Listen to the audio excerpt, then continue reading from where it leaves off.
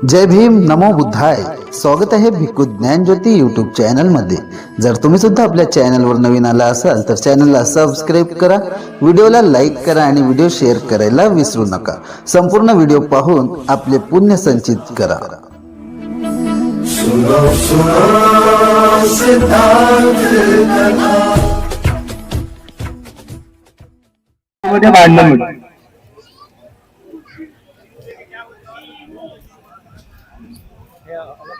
जगण्यामध्ये सम्यक धारणा नाहीये.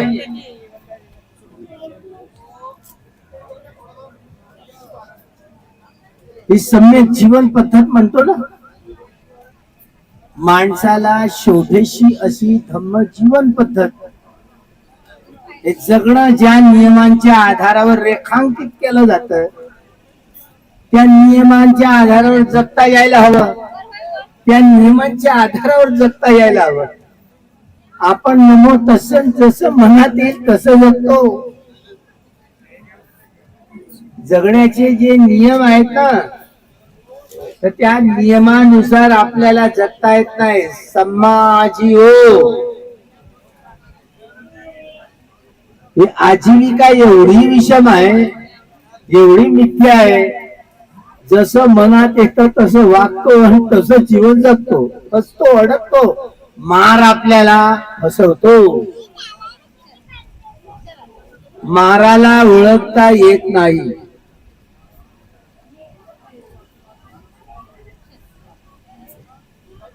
बाबासाहेब आंबेडकरांनी हे बोललं, 395 कलमांमध्ये हे संविधान जे कोरलं, तुम्ही आम्ही 390 प्रकारच्या स्वभावाची माणसं आणि 5 प्रकारच्या संवेदनांनी आपापला स्वभाव आपण बनवत असतो. त्यामुळे हे संविधान 395 मध्येच कोरण्याचं काम हे केवळ बाबासाहेबांच्या चित्तात आलं, दुसऱ्यांच्या चित्तात नाही. हे डॉक्टर बाबासाहेब आंबेडकरांचं महाकुशल चित्त होय. जगातल्या कुठल्याच राज्य घटनाकारांच्या बुद्धीत हे सुचलत नाही. ते केवळ आणि केवळ डॉक्टर बाबासाहेब आंबेडकरांच्याच मनात सुचलं. हे बोधिसत्वाचं महाकुशल चित्त कसं कार्यरत असतं. म्हणजे हे पुग्गल पंयतीमध्ये, अभिधम्मामध्ये पुग्गल पंयती आहे. 395 कलमांमध्ये कोरण्याचं कामच 390 प्रकारच्या स्वभावाचे आपण माणसं. मी कोणत्या स्वभावाचा आहे, तुम्ही कोणत्या स्वभावाचा आहे, तुम्हाला नाही माहिती. पण नेहमी सगळे लोक, सगळ्या संप्रदायाचे सारे लोक आपल्या मनमर्जी प्रमाणे काम करतात, माझ्या सकट. पण माणूस केव्हा बदलतो? माराच्या कब्जात न सुटला तर. ज्या व्यक्तींनी 4ही आर्य सत्याचा साक्षात्कार केलेला आहे त्यांना आर्य पुद्गल म्हणतात, आर्य पुरुष म्हणतात. तुम्ही आम्ही सगळे अनार्य आहोत. या अर्थानं आर्य अनार्य, अर्यो अठ्ठंगिको मग्गो. आर्य हा शब्द आहे ना, मूळ पाली शब्द आहे. पण आर्यांच्या टोळ्या अनेक तिकडनं युरेशियातून आल्या म्हणतात, कैवर खिंडीत इकडे. तर हे नाव आहे ना, बुद्धाच्या सद्धम्माचा प्रचार मोहेंजोदळात, हे मोहेंजोदळ हे त्याच्या पलीकडे गेला होता. त्यामुळे आर्य हा मूळ पाली शब्द आहे. ज्या व्यक्तींनी आर्य सत्याचा साक्षात्कार केला, फोर नोबेल ट्रूथ, त्या व्यक्तींना आर्य पुद्गल म्हणतात. शोतापन्न, सकदागामी, अनागामी आणि अरहत, मार्गस्थ आणि बलस्थ, हे 8 पुरुष पुद्गल, यांना आर्य पुरुष म्हणतात. तुम्ही आणि अनार्य आहोत, हे आर्य आहात. अनार्यो आर्य अष्टांगिक मार्ग धारण केला तर, 4 सतीपट्ठान धारण करून आर्य सत्याचा साक्षात्कार केला तर, 4 सम्यक प्रधानांना धारण करून आर्य सत्याचा साक्षात्कार केला तर, 4 इद्धिपादाला धारण करून आर्य सत्याचा साक्षात्कार केला तर, 5 बल या बोधी ज्ञानाला धारण करून आर्य सत्याचा साक्षात्कार केला तर, 5 इंद्रिया या बोधी ज्ञानांना धारण करून आर्य सत्याचा साक्षात्कार केला तर 7 बोधीच्या अंगांना, सप्त भोजंगांना या बोधी ज्ञानानं धारण करून आर्य सत्याचा साक्षात्कार केला तरच, किंवा अर्योटंगिको मको हा 8 अंगांनी युक्त असणारा मार्ग, हा मार्ग धारण करून आर्य सत्याचा साक्षात्कार केला तरच आपल्या स्वभावाला आपण बदलू शकतो, नाहीतर नाही. जगात दुसरं रसायन नाहीये माणसाच्या स्वभावाला बदलायचं. केवळ ऐक्य ज्ञानाच्या आधारावर वा केवळ चिंतनमय ज्ञानाच्या आधारावर मनुष्याचा स्वभाव बदलत नाही. माणसाचा सुधार केला तर अजिबात बदलत नाही. आमूलाग्र बदलायचं असेल तर हे बोधी ज्ञानाचा दृष्टिकोन, बोधी ज्ञान धारण करण्याचा दृष्टिकोन म्हणजे सती संपजन्य न रेंचती, एक क्षणही आपला बेहोशीतला जाता कामा नये. काया वाचा मनाने कर्म करताना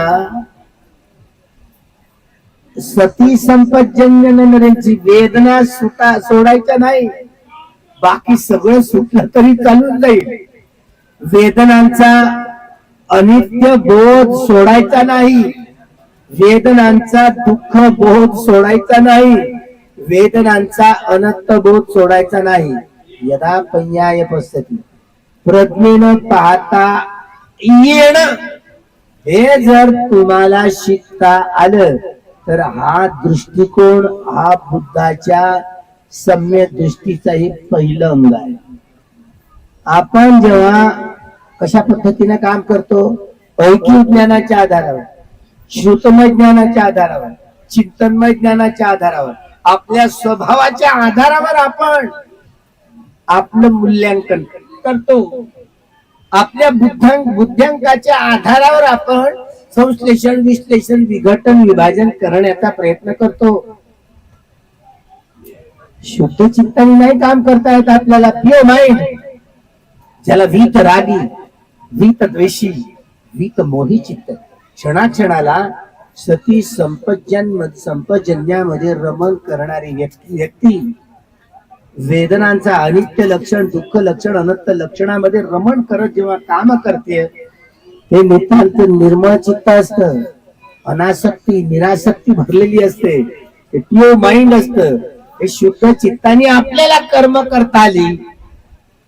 तुम्ही दिवसभर रात्रभर झोपेत काय किती प्रफुल्लितपणे झोप घेता आणि आता पहा तुमचे चेहरे अरे अरे अरे गेले, काही कामाचे नाही. आता अरे चिंबून चिंबून आहे. कपाळावर हात ठेवल्याशिवाय काय पर्याय आहे? कुठे आले तर दीक्षाभूमीला. कशासाठी आहे? यात्रेला. यात्रेचं स्वरूप नाही, ज्ञानाचं भंडार. भंडार बाबासाहेबांनी हे ज्ञानाचं भंडार उभं केलं.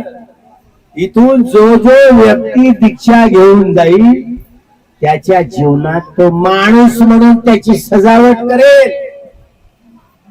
माणसाची सजावट शुद्ध शिलानी, परिशुद्ध शिलानी आणि विशुद्ध शिलानी होते.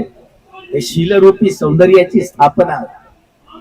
शुद्ध समाधी, परिशुद्ध समाधी, विशुद्ध समाधीनं हे माणसांचं सौंदर्य परिपूर्ण जात, परिपूर्ण होत.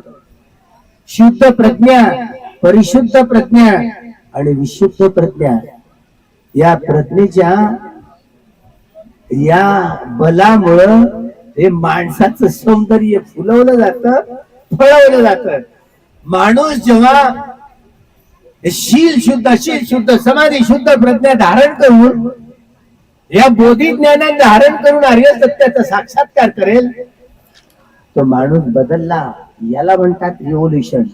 बुद्ध धम्म म्हणजे क्रांती, ब्राह्मणवाद प्रतिक्रांती हे शब्द केवळ बाबासाहेब आंबेडकरांच्या चित्तात प्रसवले. तुमच्या आमच्या नाही. तुमचं आमचं लय जड चित्त आहे, जड. हे महाकुशल चित्त असतं बाबासाहेब आंबेडकरांचं, महाकुशल चित्त. त्यामुळे साधी सुधी गोष्ट नाही समाज बदलणं म्हणजे.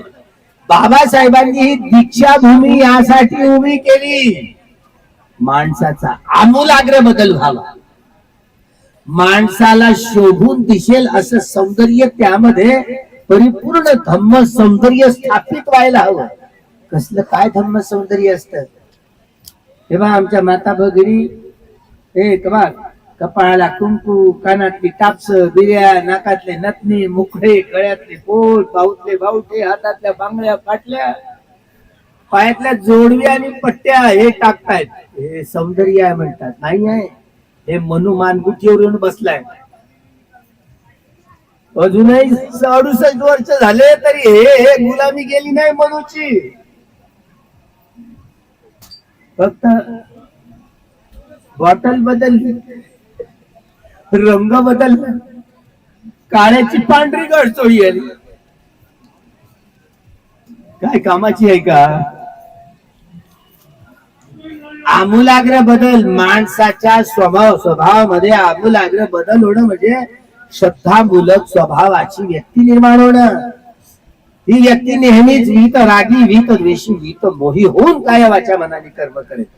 आपलीही हानी होऊ देणार नाही, इतरांची हानी होऊ देणार नाही, आपलाही लाभ होईल, इतरांचाही लाभ होईल अशीच कर्म करेल.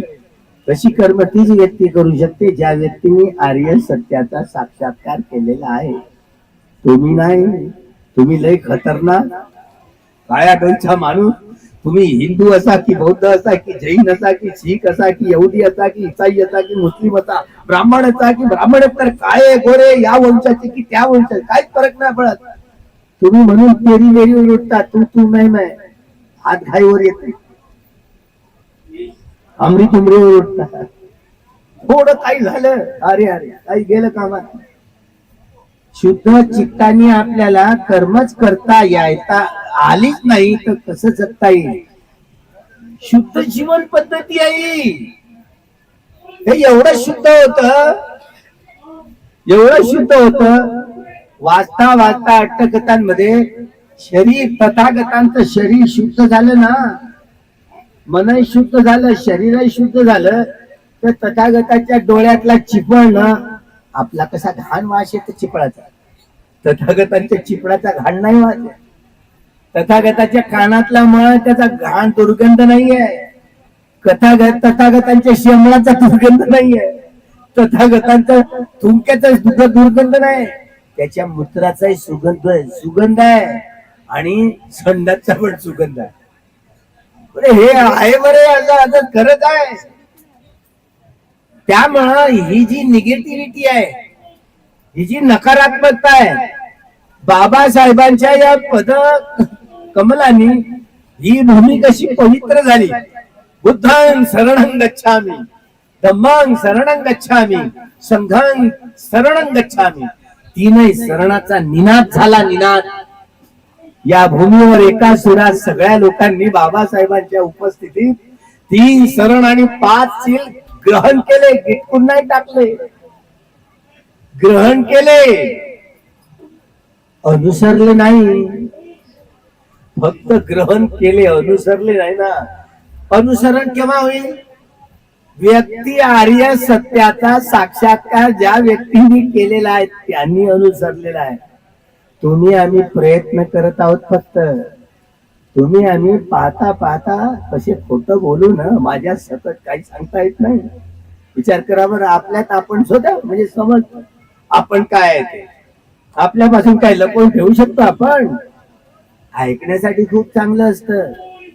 पालन करणं, व्यक्ती पालन त्याच व्यक्ती करतात ज्यांनी हा सद्धम्म धारण केलेला आहे. धम्म धारण केलेली व्यक्ती, त्या व्यक्तीचा स्वभाव बदललेला आहे. माणूस म्हणून त्या व्यक्तीची घडवणूक झालेली आहे. केवळ आणि केवळ बुद्ध धम्मानीच माणूस घडवला जातो. बुद्ध धम्माच्या बोधी ज्ञानानेच माणूस घडवला जातो. जगात दुसरं कुठलंही ज्ञान नाहीये, कुठलंही औषध नाहीये. सकत्वा बुद्ध रतनं औषधं उत्तमंवर, सकत्वा धम्म रतनं औषधं उत्तमंवर, सकत्वा संघ रतनं औषधं उत्तमंवर. हे बुद्ध धम्म संघरत्न असं औषध आहे, त्या औषधाला तोड नाहीये. औषधाचं मोजमाप करता येत नाही. नाही मोजमाप करतायत. त्यामुळे ही शुद्धीची प्रक्रिया. म्हणून हा सद्धम्म सत्य आहे. सिद्धार्थ गौतमानी बुद्धत्व प्राप्त केल्यानंतर सिद्धार्थ गौतमानी बौद्ध धर्माची स्थापना केली असं कुठेही तुम्हाला सिद्ध करता येणार नाही. मी एका बाजूला आणि तुम्ही सारं जग एका बाजूला असले ना तरी तुम्हाला हरवतो. मी एकटाच काफी. कारण मी आधार बाईला आधार मागेन तुम्हाला. हे 84,000 धम्मस्कंद तथागतांच्या वाणीत प्रसवले. 82,000 2,000 धम्मस्कंद अरहंतांच्या वाणीत प्रसवले. त्या 82,000 धम्मस्कंदांमध्ये असं कुठेही तुम्हाला आढळणार नाही की सिद्धार्थ गौतमाने बुद्धत्व प्राप्त केल्यानंतर त्यांनी बौद्ध धर्माची स्थापना केली असं कुठेही तुम्हाला आढळणार नाही. त्यांनी सद्धम्म प्रसवला. सत्य धम्माचा उपदेश दिला. सद्धम्म आर्य सत्याचा साक्षात्कार करून सत्यापर्यंत पोहोचला जात. 4 आर्य सत्याचा साक्षात्कार करून अंतिम सत्यापर्यंत पोहोचलं जात, ज्याला निब्बाणं परमं सुखं हे सत्य आहे. हे ज्याला नित्य आहे, जे उत्पन्न होत नाही आणि नष्टही होत नाही. म्हणजे असं सुख की जे सुख नष्ट होणार नाहीये, अशा सुखाला निब्बाणं परमं सुखं असं म्हटलं जातं. आता आपल्याला अनुभवच नाही. आपण ठेलम ठेला माणसं तुम्ही आम्ही सगळे. 68 वर्ष झाली ना. 1-2 वर्षाचा सोडा. 68 वर्ष झाले आम्ही चिवरधारी तसेच आणि तुम्ही पांढरे कपडेवाले तसेच. दगड गोटे आणि माती या दीक्षाभूमीवर पवित्र येऊन बाबासाहेबांनी 12व्या प्रतिज्ञेमध्ये त्यांनी कोंबून धरलं. पारमिता. सकाळी सुक्त पठण केलं. पारमिता. पारमी मी आहे ना, हा सगळ्यांच्या अंगात येतो. आपला सगळ्यांच्याच अंगात येतो. मी मी माझं माझं. अरे आपलं शरीर आपलं नाहीये, आपलं मन आपलं नाहीये. याचे तुकडे तुकडे करून पाहिले तर सारे अग्निवायू जल आणि पृथ्वी धातूंच्या अष्टकलापांचा प्रपंच दिसतो. तरंगे तरंग वेवलेस. तरंगे तरंग. कुणाला मी म्हणू, माझं शरीर म्हणू, माझं मन म्हणू, काय हुकूमत चालते. माझी अनात्मा आहे. या शरीरामध्ये कुठला ईश्वर परमेश्वर आत्मा परमात्मा नाही. ईश्वर परमेश्वर आत्मा परमात्मा ह्या केवळ मानवी मनातल्या कोऱ्या करकरीत कल्पना मात्र आहे. तथ्य नाही आहे, सत्य नाही आहे. तथागतांनी जे जे अनुसंधान केलं, बुद्धत्व दृष्टिकोनातनं पाहिलं तर त्यांना 1,00,000 करोड सूर्य पाहिले. त्यांनी किती? 10,000 दशसहस्र लोक धातू. 10,000 चक्रवाल. चक्रवाल म्हणजे सूर्यमाला. एका सूर्यमालेमध्ये मनुष्य या मनुष्यतर प्राणी 31 प्रकारची काया असणारे प्राणी एकेका चक्रवालामध्ये असतात. कामसुगती भूमी, कामदुगती भूमी, रूपभूमी, अरूप भूमी. नरक लोक, प्रेत लोक, असुर लोक, तिर्यक, पशु पक्षी प्राणी, चीड पाखरू.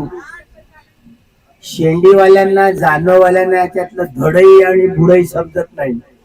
हे नरक असुर प्रेत हे शब्द संस्कृत मध्ये इकडून उचलून त्यांनी नेली. संस्कृत मध्ये लिपीच नाहीये. या धम्म लिपीच्या आधारावर हे सगळे शब्द आहे ना, हे बुद्धाकडून उचलून घेऊन गेले आणि आपल्याला भय दाखवू लागले. अरे तुम्ही नरकवासात जाल तर नरक लोक असतात का? प्रेत लोक असतात का? असुर लोक असतात का? आता काय दुसऱ्याचं सांगू, मी माझं सांगितलेलं बरं. मी मान्यता देत नव्हतो या साऱ्या गोष्टीला. म्हणून सद्धम्मामध्ये ज्या ज्या गोष्टी, कोणत्या कोणत्या गोष्टी आहेत, कोणत्या कोणत्या गोष्टी नाही, ते पहिल्यांदा परीक्षण करायचं. पहिल्यांदा परीक्षण करायचं. म्हणून मूळ भगवंताची वाणी बाबासाहेब आंबेडकरांनी 14 ऑक्टोबर 1956 ला दीक्षा दिली. कशासाठी दिली? हा सद्धम्म धारण करून एवढी जबाबदारी, सारं जगत बुद्धमय धम्ममय करण्याची जबाबदारी तुमच्या आमच्यावर सोपवली आणि निघून गेले. तेव्हा मला एकच निळी टोपी दिसली. निळी टोपी एकच दिसली. भगवान बुद्धांचे केस होते निळे आकाशासारखे. म्हणून रिपब्लिकन पार्टीला झेंडा दिला बाबासाहेबांनी निळा. बाबासाहेब जेव्हा चक्रवर्ती सम्राट बनतील तेव्हा बाबासाहेबांचा झेंडा निळाच असेल, साऱ्या जगाचे राजे असतील. बाबासाहेब जेव्हा बुद्ध बनतील तेव्हा असेच दिसतील बर का, असेच दिसतील. त्यांचे केस निळे निळे असतील, गोल गोल घुंगरू बाल असतील, उंच असा भाग असेल. हे 20-20 फुटाचं एवढं उंची, एवढी 20 फुटाची असतील. भगवान बुद्धांची उंची मोजता येते का? हे सगळं अद्भुत असत, खूपच अद्भुत असत. भगवान बुद्धांची दृष्टी म्हणजे काय आहे आता समजत आहे? असिते पीते खाईते साईते संपजानकारी होती. सम्मादिट्टी सम्यक दृष्टी सोबत घेऊन काम करता यायला हवी. झोप देखील घेताना सम्मादिट्टी सोबत असायला हवी. सम्मादिट्टी म्हणजे काय? दुःख याणं, दुःख समुदय याणं, दुःख निरोधी याणं, दुःख निरोध गामिनी पटिपदा याणंती इति उच्यते इति विखवे सम्मादिट्टी. या चारही दुःख, दुःख समुदय, दुःख निरोध गामिनी पटिपदा, या चारही गोष्टीचा अनुभव करत करत काया वाचा मनाने कर्म करणं म्हणजे सम्मादिट्ठी सोबत घेऊन चालणं होय. म्हणजे हे शरीर जे अग्निवायू जल आणि पृथ्वी धातूने बनलेलं असतं ना, तसं सुरू असते नेहमी, रासायनिक प्रक्रिया सुरू असते.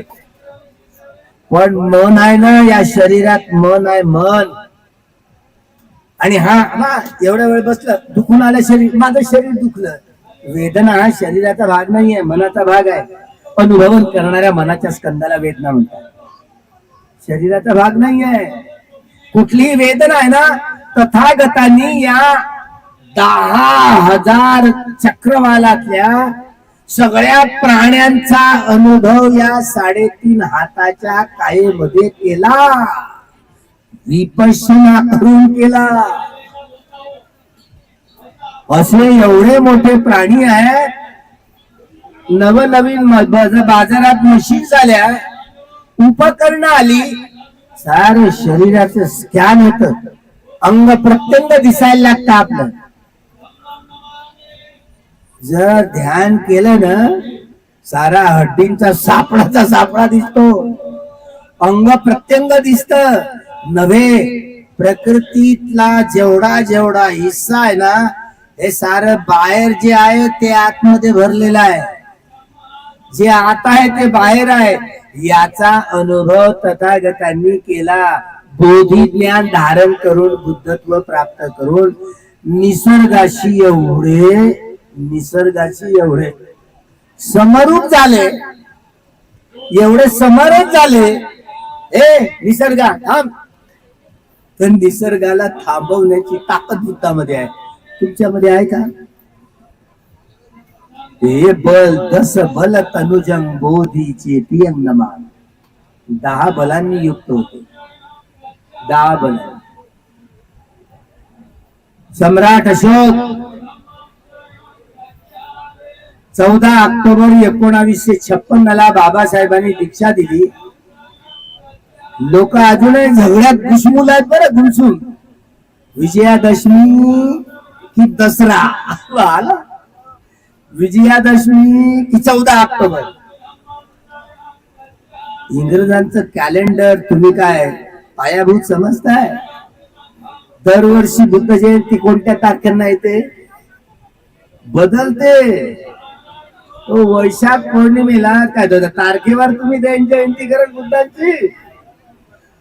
हे कॅलेंडर आहे ना, हे कॅलेंडर बुद्धाब्दा पासून सुरू होते कॅलेंडर.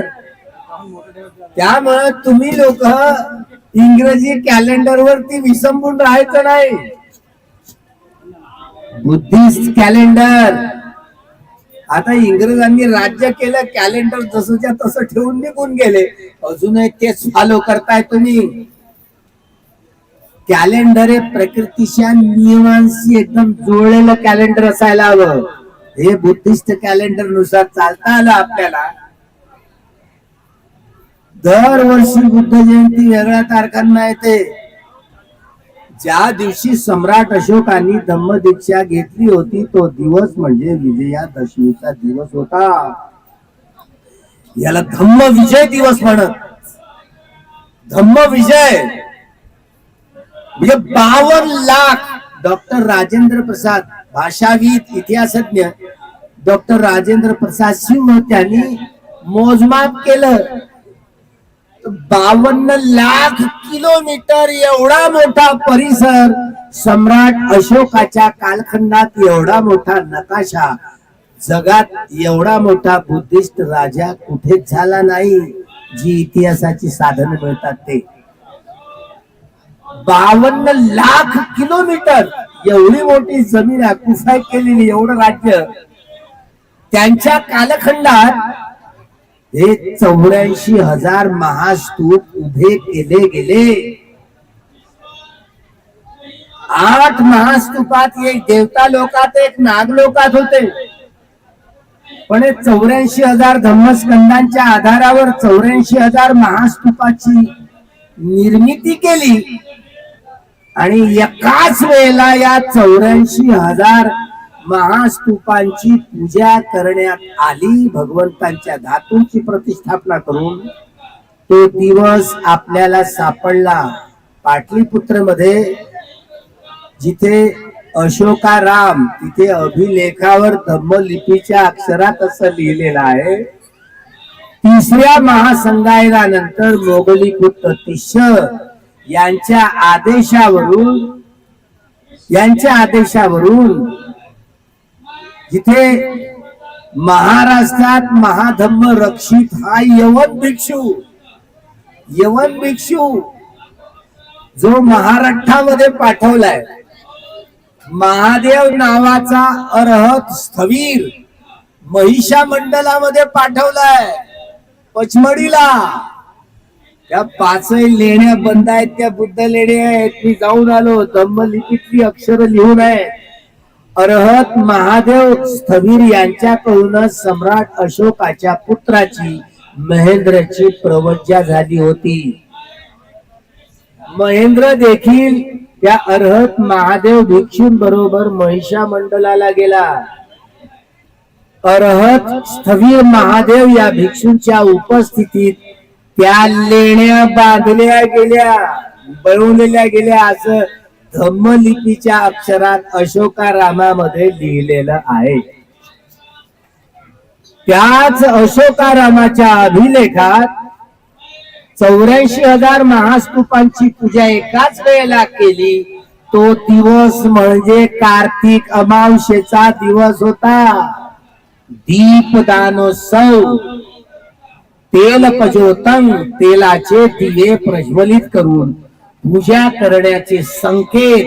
घनसार पतितेन दीपेन तमधंसिना तिलोक दीपं संबुद्धं पूजयामी तमोनुदं. युगायुगातला अंधकार नष्ट करतायत भगवान बुद्ध जेव्हा उत्पन्न झाले. म्हणून भगवान बुद्धांची पूजा तेलाचे दिवे प्रज्वलित लावून करण्याची आहे. ही प्रथा आहे. तुम्ही ऋग्वेद, सामवेद, अथर्ववेद, यजुर्वेद वाचा, रामायण महाभारत संस्कृत मधले वाचा, मनुस्मृती वाचा. त्यामध्ये तेल प्रज्वलन, तेलाचे दिवे प्रज्वलित करून पूजा करण्याचे संकेत कुठल्या मध्ये नाही आहेत. देवानंद प्रियदर्शी सम्राट अशोकाच्या याच कालखंडात कार्तिक अमावस्येच्या दिवशी या 84,000 महास्तूपांमध्ये एकाच वेळेला पूजा केली गेली.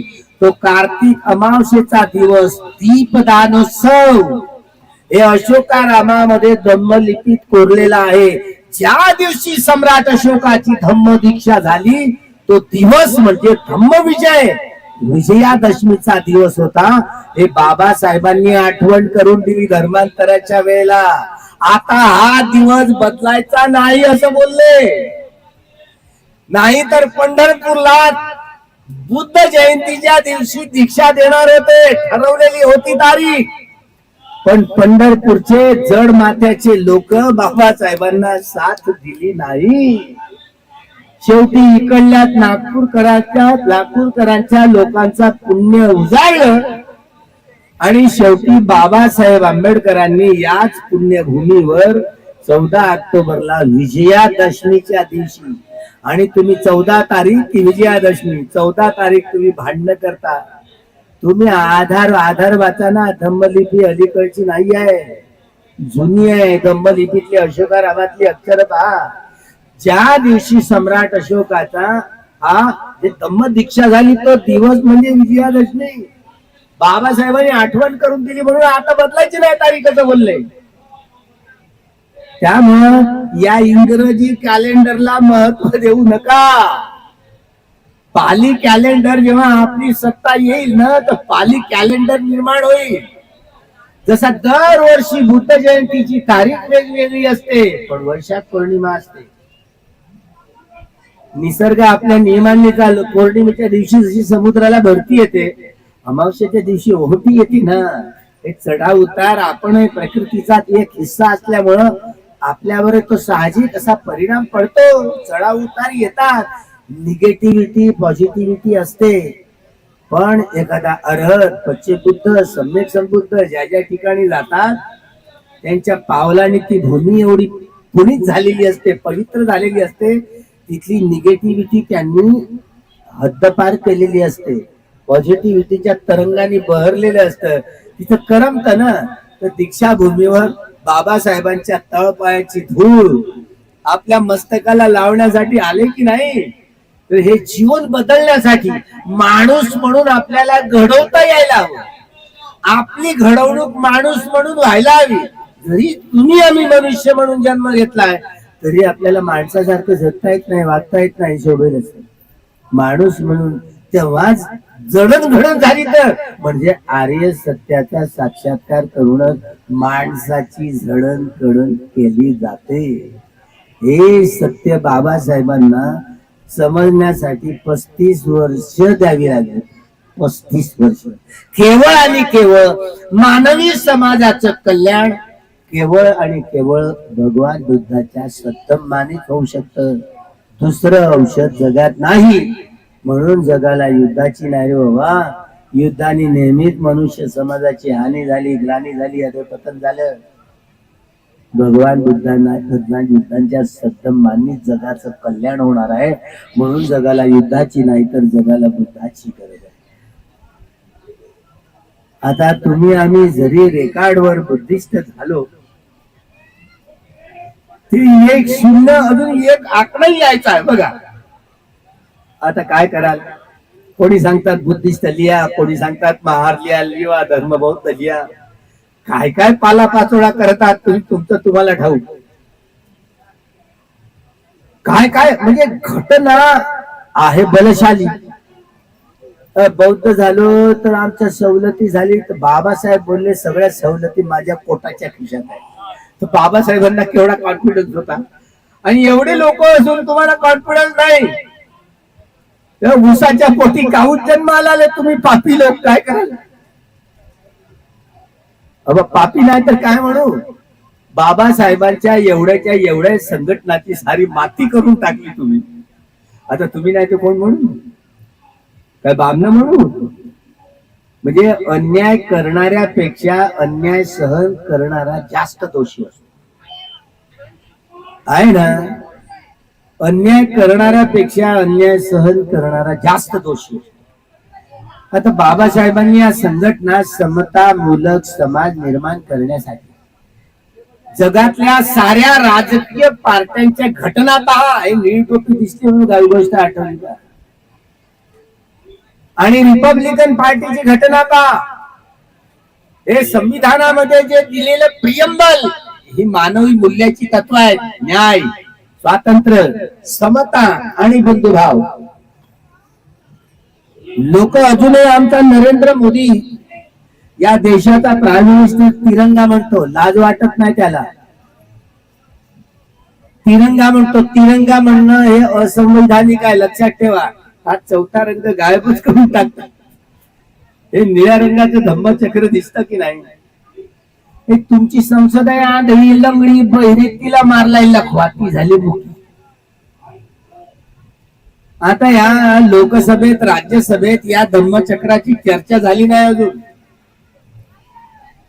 काँग्रेसवाल्यांनी 25 वर्ष आझादीची स्वातंत्र्याची झाली तर त्यांनी रौप्य महोत्सव साजरा केला. तरी लोकसभेत राज्यसभेत या धम्मचक्राची चर्चा नाही. राष्ट्रपतीच्या निवासस्थानावर धम्मचक्र पवत्त नाही. का लिहिलं बाबासाहेबांनी?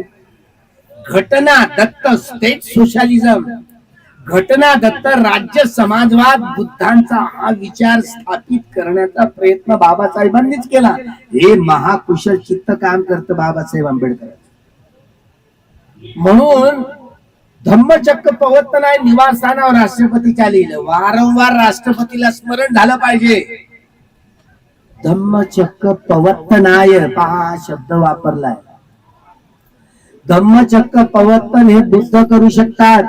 आणि बुद्धांनी जो उपदेश राजे महाराजे लोकांना केला तर काय उपदेश केला? न्याय, स्वातंत्र्य आणि समता आणि बंधुभाव या मानवी मूल्याच्या आधारावर धार्मिक जर राजा झाला तर त्यांनी सगळ्या जमिनी, सगळे कारखाने, उद्योग राज्याच्या अधीन करून सगळ्या लोकांच्या अन्न, वस्त्र, निवारा, शिक्षण आणि आरोग्याच्या मूलभूत गरजांची पूर्तता धार्मिक राजांनी करायची. मूलभूत गरजा. म्हणून डॉक्टर बाबासाहेब आंबेडकरांनी भगवान बुद्धांचीच मूर्ती राष्ट्रपतीच्या निवासात ठेवली. दुसऱ्याची नाही. कोणी विरोध तरी केला होता का? नाही केला. कोणाला नाही समजलं नाही. एवढंच नव्हे, 4 सिंहाची राजमुद्रा म्हणजे भिक्खू संघाचा सद्धम्माचा प्रचार प्रसार करणारं प्रतीक आहे. चारही दिशेने बघतो अरहंतांचा ताफा. हे राजचिन्ह सम्राट अशोकाच्या कालखंडात होतं. ते या संविधानात बाबासाहेबांनी कोरलं. भारतीय बांधवांनो पायरे गड्या आणि शिवाचे किल्ले कसे मारती उड्या.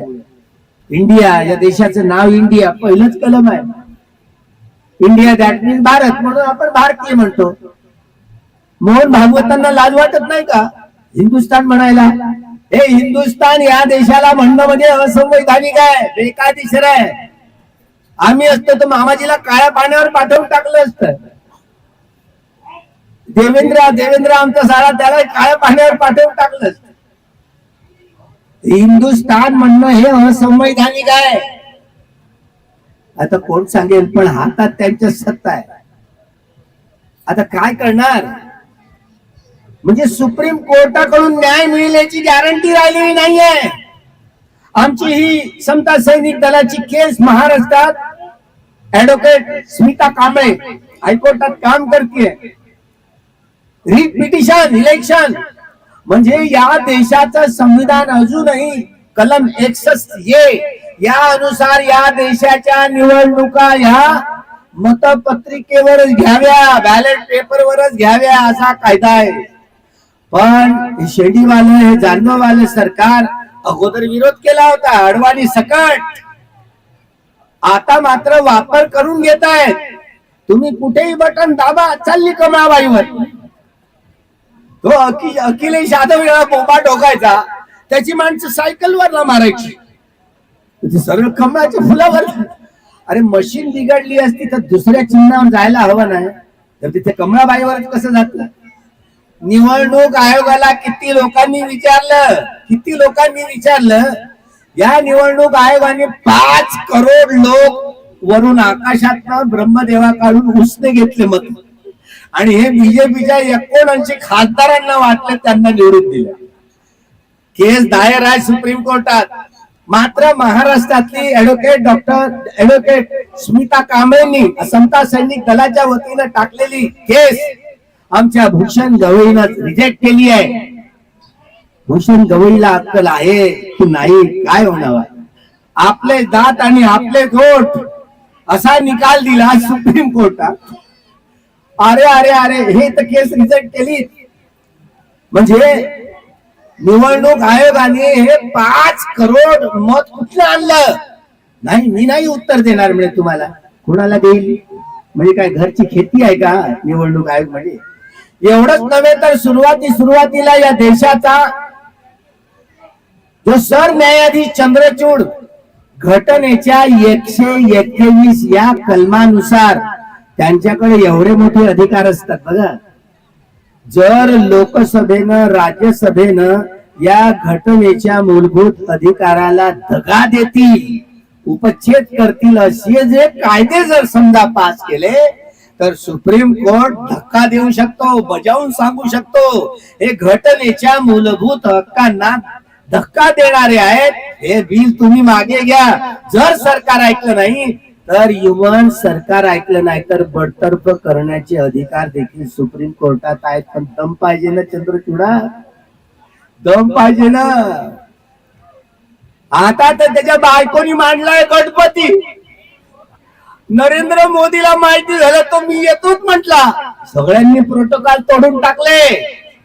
तू त्यांच्या जिंदगीवर काय करू आता? यांच्यावर बोलणं म्हणजे कंटेम्प्ट ऑफ कोर्ट नाही होत.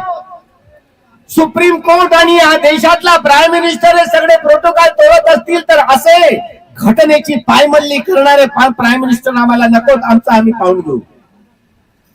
जे सुप्रीम कोर्टचे सरन्यायाधीश त्या गणपतीची पूजा झालं, तुमची फेत आहे ना, तुम्ही घरातल्या घरात केला. पण 24 तास हे न्यायालय असते.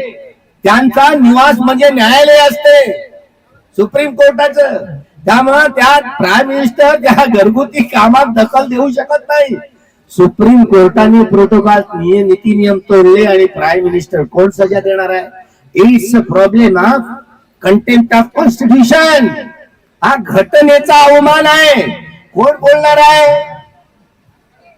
तुम्ही असे निंदे बसले. तुमचे नागरिक आहेत की काय आहेत? काही तुमचे पुढारी आहेत, मेले की जिवंत आहेत?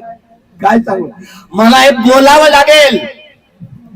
संविधानामध्ये ज्या लोकसभेमध्ये राज्यसभेमध्ये सभापतींच्या खुर्चीच्या पाठीमागे देखील धम्मचक्र प्रवर्तन आहे. का बरं लिहिलं बाबासाहेबांनी? कोण समजावून सांगणार आहे? कुठलाही राजकीय पार्टी सत्तेवर आली तरी 26 जानेवारी 1950 ला या देशाचं हे संविधान लागू झालं. एक व्यक्ती एक मत एक मूल्य. ही निवडणुकीची प्रक्रिया आहे ना, बाबासाहेबांनी लंडन मधून घेतलेली नाही संसदीय लोकशाही. मी माझे गुरु भगवान बुद्ध यांच्या विनय पीठकातनं एवढी पेटी ठेवायची. भिक्षू संघ पौर्णिमा अमावस्येला जेव्हा उपोषत असत, काही संघामध्ये मतभेद निर्माण झाले तर ती लाकडाची पेटी ठेवून एवढे लाकडाचे ओढके, त्याला शलाका असं म्हटलं जाईल, ते लाकडाच्या या शलाकात टाकून मतमोजणी करून बहुमताने निर्णय घेतले जायचे. ही मूळ लोकतंत्राची संपूर्ण प्रक्रिया आहे.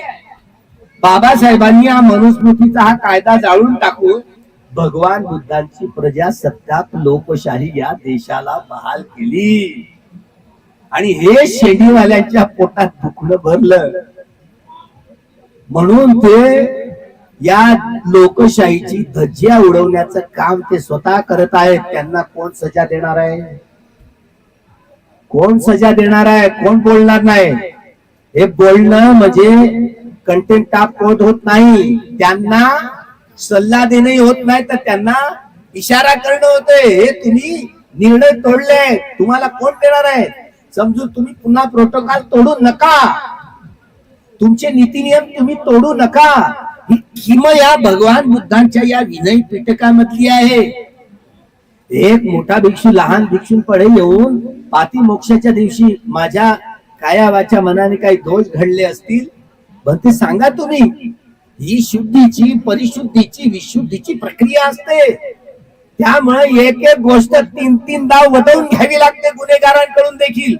ही पद्धत केवळ भारताच्या संविधानामध्ये आहे आणि हे महाकुशल चित्त बाबासाहेबांचं या घटनेमध्ये होत भरलेलं आहे. त्यामुळं त्यांच्या पोटात दुखणं भरलं. पण आता दुसरा माणूस तरी होता का यांच्याकडे घटना लिहायला? दुसरा माणूस, गांधी स्वतः मजबूर झाले.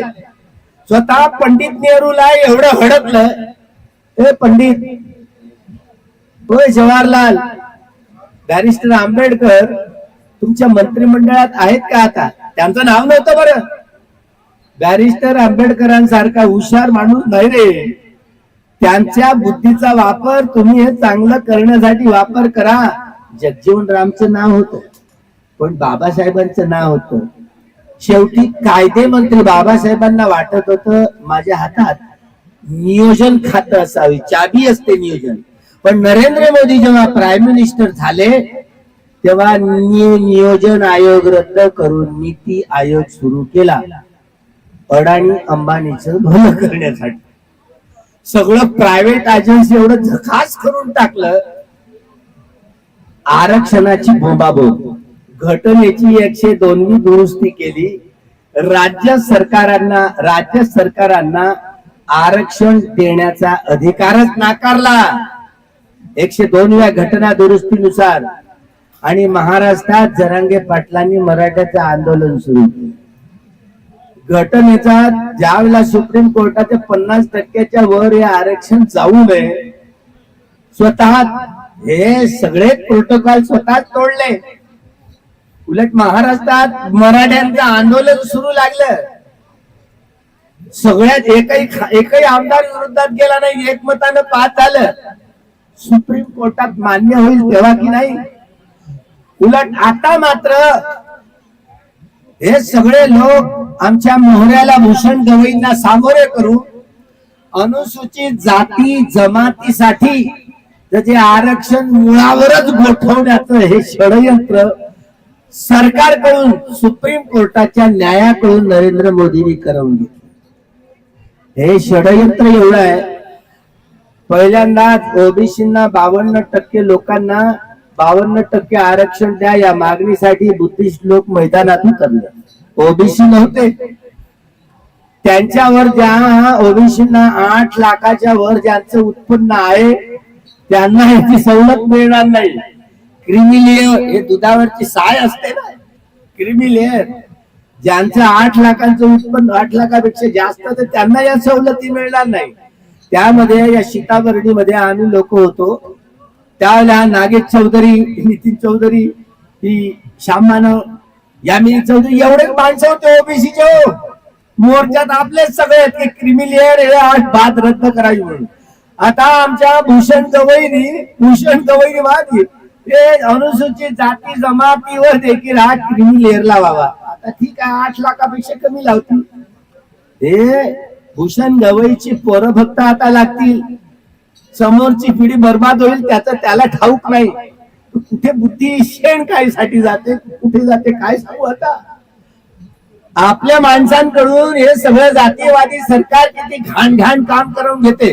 जे घटनेची पायमल्ली करणारे भिलं, स्वतः चंद्रचूडनी घटनेच्या 21व्या कलमानुसार निवडणूक आयोगाची निवड कशी करावी यासाठी इमर्जन्सी असते त्यावेळेला स्वतः प्रस्ताव ठेवला आणि ते कायद्यात निर्माण देखील झालं. सुप्रीम कोर्ट, प्राईम मिनिस्टर आणि विपक्ष नेता मिळून निवडणूक आयोगाची निर्मिती करावी. त्यासाठी काँग्रेसवाल्यांना लाजा शर्मा नाहीत. अरे त्यांचे 147 आमदार निलंबित करून टाकले आणि असं बिल पारित केलं लोकसभेत, राज्यसभेत. प्राईम मिनिस्टर आणि त्यांचा कॅबिनेट मंत्री आणि विपक्षी तर नव्हतात. अशा रीतीनं 202 निवडणूक आयोग आपल्या मनमर्जीनं घटना बदलली का, घटनेच्या मुळांना हात लावला का, नाही लावला. पण असे कलम फिट करतील जे घटनेच्या मुळांना एकदम धक्का देणारे असतील. यामुळं त्यांनी ईव्हीएम लादून या निवडणुका घेतल्या. आता 1-2 दिवसात आचारसंहिता लागणार आहे. महाविकास आघाडीवाल्यांच्या ढुंगणात दम नाही आहे. आता कुणीच ईव्हीएम विषयी बोलत नाही. ही आमची ऍडव्होकेट स्मिता कांबळे समता सैनिक दलाच्या वतीनं कमीत कमी 5 लाख लागतातच सुप्रीम कोर्टात केस टाकायची असेल तर. ही केस टाकली सुप्रीम कोर्टात आणि आमच्या भूषण गवई सारख्या माणसांनी रिजेक्ट करून टाकली बा समोर. आता काय म्हणायचं, आपलेच दात आणि आपले जोड. ही मत तुम्ही कुठेही बटन दाबली, 5 करोड आणले कुठनं तुम्ही? निवडणूक आयोगाने कुणाला अजून उत्तर दिलं नाही. हे आमचे सुप्रीम कोर्टातली वकील मंडळी विचारत होते, 5 करोड तुम्ही मत कुठून आणले? मी नाही उत्तर देणार म्हणजे काय घरची खेती लागली का?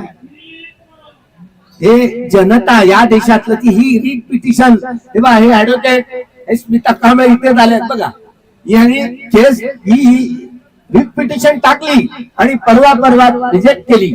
भूषण गवई साहेबांनी रिजेक्ट केली. आता विचार करा, हे सुप्रीम कोर्टातच बरोबर आहे असे ताशेरा दिला. म्हणजे आता कुठून न्याय मिळेल, कोणाकडून न्याय मिळेल, न्यायाची अपेक्षा कुणीकडून करावी? आता आपल्यालाच प्रश्न पडले. घटना कितीही चांगली असली आणि घटना राबवणारे लोकच जर हे सगळं, ते अनेक सुप्रीम कोर्टाचे अभ्यासक वकील, हे सगळे सुप्रीम कोर्टाचे निर्णय हे कंटेम्प्ट ऑफ कॉन्स्टिट्यूशन, घटनेचा अवमान करणारे आहेत. जनता हे सर्वश्रेष्ठ असते. त्यामुळे बाबासाहेबांनी मोठ्या मेहनतीने या देशाचं संविधान लिहिलं. देशातल्या सगळ्या लोकांना लाभ व्हावा, सगळ्या लोकांना लाभ होण्यासाठी. पण हे जर सुप्रीम कोर्ट असेल, जर हिसकावून घेत असेल, सुप्रीम कोर्ट असेल, सरकार जर असेल, हे हिसकावून घेत असेल, तर याविषयी आता मैदानात उतरल्याशिवाय भाग नाही. आता पुन्हा विपक्षवाले ओरडत नाहीयेत. आता निवडणुका येऊन कोंबल्या, उद्या परवा आता जेव्हा सुरू होईल कोणी बोलणार नाही. आता बोबा ठोकतील आमचे, ईव्हीएम हटाव. ईव्हीएम स्वतः निवडणूक आयोगाने सांगितलं हे इंटरनेटशी जोडलेली नाहीये, सगळं खोटं आहे, फेक न्यूज आहे सगळी. जे इंटरनेटशी जोडलेले असतात, स्वतः खासदारकीसाठी जेव्हा फॉर्म भरला मोहम्मद प्राचानी, तेव्हा सांगितलं, विचारलं, कलेक्टरांना विचारलं, त्यांचे सगळे टेप आहेत, हायकोर्टात त्यांनी ती केस जिंकली.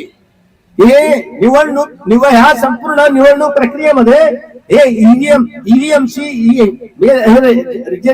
जुळलेलं आहे. जे जुळलेलं असतं ते हॅक होऊ शकतं. जगातली अशी एकही मशीन नाही की जी हॅक होऊ शकत नाही. तरी मात्र सुप्रीम कोर्ट काय सायंटिस्ट आहे का? निवडणूक आयोग काय सायंटिस्ट आहेत का? जाणीवपूर्वक आमच्या या मूलभूत अधिकारांना हाकलण्यासाठी, हटवण्यासाठी, जीर्ण करण्यासाठी ईव्हीएम लादून आमच्यावर निवडणुका लादल्या. आणि त्यांच्या ऐपतीने आता हरियाणाची निवडणूक झाली, पुन्हा रिपीट सुरू झालं. एवढा गौड बंगाल झाला, तिथेही असं झालं. ईव्हीएम म्हणून जपानमध्ये मागच्याच वर्षी जाऊन आलो, EVM is totally fake machine म्हणतात. त्यामुळे आपल्या या मूलभूत अधिकाराचं जे हनन होत असेल पुन्हा, म्हणून आता महाराष्ट्राच्या निवडणुका होतील ना, आता सगळ्या संघटनांनी रस्त्यावर उतरायचं आणि हे ईव्हीएम वर नाही, हे महाविकास आघाडीवाल्यांना बजावायचं, ईव्हीएम वर नाही, तुम्ही मतपत्रिकेवर निवडणूक करा. ते तयार होणार नाहीत. पुन्हा महाराष्ट्रात हे निवडणूक तशीच लागतील. त्यामुळे सावधान असा. बाबासाहेबांनी हे संविधान कितीही चांगलं असलं आणि राबवणारे लोक जर लायक जर नसतील तर काय स्थिती असेल? या स्थितीवर येऊन सगळे कोंबलेले आहेत. तुम्ही कुठेही बटन दाबली, माहिती नाही कसं काय होतं, ते कशी असली तरी कशा प्रकारे हॅक केली जाते ते त्यांना ठाऊक. जे प्रॅक्टिशनर आहेत त्यांना हे माहिती. त्यामुळं बॅलेट पेपर आणा, सरळ आणा, सरळ मार्गावर या. त्यामुळे यासाठी आपल्याला उद्यापासूनच, परवापासूनच तुमच्या सगळ्या संघटना बाबासाहेबांच्या पुनरुज्जीवित करायला लागेल. मलाच लाज वाटतंय, कमीत कमी बाळासाहेब आंबेडकरांसारखा माणूस वंचित आघाडी घेऊन आहे, रिपब्लिकन पार्टी ऑफ इंडियाचं बॅनर त्याच्या हातात तरी असायला हवं. वंचित आघाडी घेऊन कसं सांगायचं? बाबासाहेबांच्या संघटनांना जीर्ण करण्याचा तुम्हाला कोणी अधिकार दिला? या चारही संघटनांमध्ये आजन्म असावं. समता सैनिक दल, रिपब्लिकन पार्टी ऑफ इंडिया. आता मात्र हे खरं आहे, हे चारही आपले खासदार निवडून आले होते ना. गवई, कवडे सर, आठवले बंधू, प्रकाश आंबेडकर, 100% निकाल लागला होता. आता हे जसं समर्थन काँग्रेसवाल्यांना दिलं राजू भोई साहेबांनी, हे सगळे आपल्या आपले दुकानदारी अलग अलग टाकले, पण अजून रजिस्ट्रेशन हे राजेंद्र गवईकडे आहे ना आता. त्यामुळे पार्टीचं रजिस्ट्रेशन, त्यामुळं या चारच्या चारही संघटना तुम्ही अशा उजाळून राजेंद्र गवई तो बोलावं भाऊ झाला म्हणून काय झालं सुप्रीम कोर्टाचा बडा तडातड फुटाने फोडलेच पाहिजे सगळ्यांनी. म्हणजे हे एवढे अनुसूचित जाती जमाती जे आहे क्रिमिनल या जाती जात ह्या वर्गवारीत काय साध्य करणार आहात तुम्ही. तेव्हा हे हा पोरखेळ थांबवावा सरकारने, महाराष्ट्रातल्या सरकारांनी पुन्हा परत या बॅलेट पेपरवरच निवडणुका घ्याव्या. आमच्या मूलभूत अधिकारावर गदा येऊ नये म्हणून ईव्हीएम हटाव. ईव्हीएम ही आमच्या मूलभूत अधिकारांचं हनन होतंय म्हणून पुन्हा बॅलेट पेपरवरच आणावं असा आग्रह धरावा. सगळ्याच आपल्या संघटनांनी रस्त्यावर उतरावं आणि बाबासाहेबांच्या या बुद्धाच्या दिलेल्या लोकशाहीचं रक्षण करावं. हे दुसरे रक्षण करणार नाही, काँग्रेसवाले नाही रक्षण करणार, ते फक्त भूतासारखे बोलतायत. भूतापेक्षा भट जास्त भारी आहे, त्यामुळे आता भटशाही त्यांच्या अंगात येत, त्यामुळे हे करतील याची गॅरंटी नाही आहे. आपल्याच लोकांना मैदानात उतरावं लागणार आहे. लोकशाहीचं संरक्षण हे बुद्धाच्या लोकशाहीचं रक्ताचा एकही थेंब न सांडता, जिथे न्याय स्वातंत्र्य समता आणि बंधुभाव या मानवी मूल्याच्या आधारावर रक्ताचा एकही थेंब न सांडता समतामूलक जीवन पद्धती म्हणजे लोकशाही. एवढी लोकशाहीची प्रगल्भ व्याख्या जगातल्या कुठल्याच विद्वानाला करता आली नाही, डॉक्टर बाबासाहेब आंबेडकरांच्या. म्हणून हे साधं सोपं काम नाही आहे, लय कठीण काम आहे, दीर्घजीवी कार्यक्रम आहे. त्यामुळे या दीर्घजीवी कार्यक्रमामध्ये तिसरी शक्ती म्हणून काँग्रेसवर विसंपून राहायचं नाही. एकाच नाण्याच्या दोन बाजू आहेत त्या, याला समर्थन करा की त्याला समर्थन करा. हे सगळे अनुसूचित जाती जमाती ओबीसीचा हा संयुक्त मोर्चा गठीत करावा, तिसरी ताकद निर्माण करावी आणि ह्या सगळ्यांना मात देऊन आपलं सरकार येईल तर आपल्या दीक्षाभूमीचा 7-12 आपल्या नावावर होईल. अजूनही म्हणे तो देवराव खोब्रागडे, अजूनही 7-12 डॉक्टर पंजाबराव कृषी विद्यापीठाच्या नावावर आहे. झुडपी जंगल दाखवलेलं चंद्रपूरच्या कालात चंद्रपूरच्या दीक्षाभूमीवर जाणीवपूर्वक मोहन मामानी त्या दीक्षाभूमीला मोठा पूल बनवायला सांगितलं. पूल बनवलाय आणि तिथे एवढी अडचण केली, तिथं रस्ताच नाहीये तो. आम्ही हटवा म्हणून त्यांनी सहकार्य दिलं. कालच जाऊन आलो. कमीत कमी एवढी गर्दी झाली गेल्या वर्षी, मला माहिती होतं सगळं एवढं. आता दिवसेंदिवस वाढतंय गर्दी, त्यामुळे सगळं पॅक झालं. शेवटी दरवाजे बंद करावे लागले. भगदड झाली तर, चेंगराचेंगरी झाली तर, तरी कलेक्टर लक्ष देत नाहीये. कलेक्टरच्या अधिकारांमधली गोष्ट आहे. सगळे पुढारी काँग्रेसचे काय बीजेपीचे सगळे मिळाले, पण दीक्षाभूमीवर दुर्लक्ष आहे. स्वतः बीजेपीचा तो जो प्रतिनिधी आहे तिकडला पालकमंत्री, तो पक्का पागल झालेला आहे. काय खरं नाही त्याच. उलट एवढं हे दुर्दशा होत आहेत. त्यामुळं या दीक्षाभूमीची नवी सजावट व्हावी, परिपूर्णता, संपूर्ण या जत्रेचं स्वरूप येऊ नये, हे ज्ञानाचं भांडार व्हावं, ज्ञान गंगा इथून वाहावी. त्यामुळे हे वैभव पुन्हा निर्माण करावं असा हा संपूर्ण बाबासाहेबांच्या या पवित्र पावन झालेल्या दीक्षाभूमीवरची ही धूळ आपल्याला आपल्या माथ्याला टेकून असा सम्यक संकल्प करून जावा. येणाऱ्या कालखंडात हे सारं बदललं पाहिजे.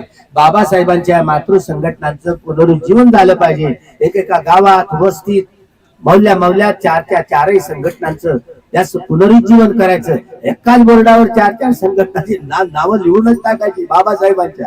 लोक तडफडू द्या, येऊ द्या आणि एकत्र जन्मापासून मरेपर्यंत याच संघटनात राहायला हवं.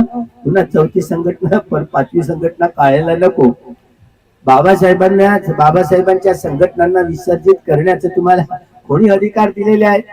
त्यामुळं पुन्हा ताऊन सुलाखून बाबासाहेबांच्या लेकरांनो, बाबासाहेबांच्या अनुयायांनो, बाबासाहेबांच्या ऋणातून तुम्हाला मुक्त व्हायचं असेल तर पुन्हा या बाबासाहेबांच्या मातृ संघटनांचं पुनरुज्जीवन करून तुम्ही घटनेनुसार वागले तर बरं. तुम्ही घटनेनुसार दासू गवई म्हणा, बाळासाहेब आंबेडकर म्हणा, योगेंद्र कवाडे सर म्हणा, हा, आणि योगेंद्र कवाडे सर म्हणा किंवा आठवले बंद म्हणा, कोणी या रिपब्लिकन पार्टीच्या घटनेनुसार नाही वागले. आता माझ्यासारखा माणूस चौकांवरती आरोप करणार आहे, तर तुम्ही काय कार्यकर्ते झाले? नाही वागले ना. रिपब्लिकन पार्टीच्या कार्यकर्ता दृष्टी ती संघटना असते. तो कार्यकर्ताही असतो आणि नेता पण असतो. हे म्हणून याला कॅडर बेस ऑर्गनायझेशन म्हणतात. हा बेस तो जगातल्या केवळ रिपब्लिकन पार्टी ऑफ इंडिया या घटनेचा हा सूर आहे. दुसऱ्या जगातल्या कुठल्याही राजकीय पार्ट्याच्या संदर्भात सगळ्या फिक्या ठरतील. त्यामुळे हे वैभव बाबासाहेबांचं तुम्हाला निर्माण करता आलं तरच बाबासाहेबांच्या या ऋणातून तुम्ही मुक्त होऊ शकाल. सुप्रीम कोर्ट या समता सैनिक दलाची ये मुख्यालय दीक्षा भूमि की तरफ से अभी ये उपवर्गीकरण के विरोध में दीक्षा भूमि में पोस्ट कार्ड का अभियान उन लोगों ने शुरू किया. भिक्षु संघ समता सैनिक दल के साथ में हम लोग हैं, क्योंकि ये बहुत तरीका अभी सुप्रीम कोर्ट ने जो उपवर्गीकरण के विरोध में दीक्षा भूमि से ये समता सैनिक वाला जो पोस्ट कार्ड का जो अभियान चल रहा है, सभी उपासक उपासिकाओं ने अभी इस अभियान में समाविष्ट होने की कृपा करें. सुप्रीम कोर्ट के SC/ST उपवर्गीकरण के निर्णय के संबंध में समता सैनिक दल दीक्षा भूमि की भूमिका कार्य रणनीति के विषय में इनके मुख्यालय पर जाइए और पर्चे लीजिए. और इन लोगों ने जो भी कार्यक्रम जो अटेंड करेंगे, कार्य करेंगे, समता सैनिक दल को साथ देवे, ऐसे मैं जिम्मेदार भिक्षु की तरफ आह्वान करता हूँ. ये नए लोग, युवा लोग समाज को बदल डालेंगे. हम तो बूढ़े हो चुके हैं, धीरे धीरे बूढ़े लोग बोला चीज कड़ी में बोला तो भात ऐसे कहते न, तो नौजवान यही सब बदल सकते हैं. तो नौजवानों में ये हिम्मत और लड़ाई की ताकत देने के लिए आप सभी लोग ये समता सैनिक दल को सहकार्य करें, ताकि यहाँ और संविधान वाचवा, संसदीय लोकशाही वाचवा, EVM हद्दपार करा, बैलेट आना, देश वाचवा, इस अभियान में सभी उपासक उपासिकाओं ने शामिल होवे. हम सबके साथ हैं, हम जो समता सैनिक दल के साथ में और इसी अटेंड में हम साथ में रहेंगे. हम धर्म का काम जरूर करेंगे, लेकिन जब 26 जनवरी 1950 को राजनीतिक ये लोकशाही का अमल शुरू हुआ, जब तक कि राजनीतिक लोकशाही सामाजिक लोकशाही में परावर्तित करना, आर्थिक लोकशाही में परावर्तित करना और सांस्कृतिक लोकशाही में परावर्तित करने का काम हम तो हमारी जिम्मेदारी है ना. धार्मिक राजा का निर्माण करना ये भिक्षु संघ का ही काम है. ये हम तो नहीं भूलते, आप भूल जाएंगे. इसलिए इस EVM विरोधी राष्ट्रीय जन आंदोलन के जनजागृति अभियान में सभी उपासक उपासिकाओं ने शामिल होने का याद करें और शामिल होवे.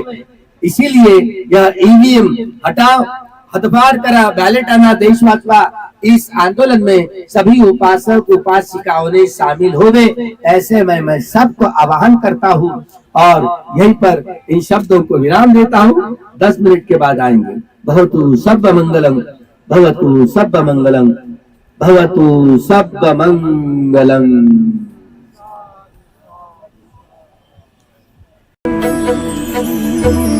असेच नवनवीन व्हिडिओसह भेटू पुढील व्हिडिओमध्ये. तोपर्यंत जय भीम, नमो बुद्धाय. सुनो सुनो सिद्धांत कथा.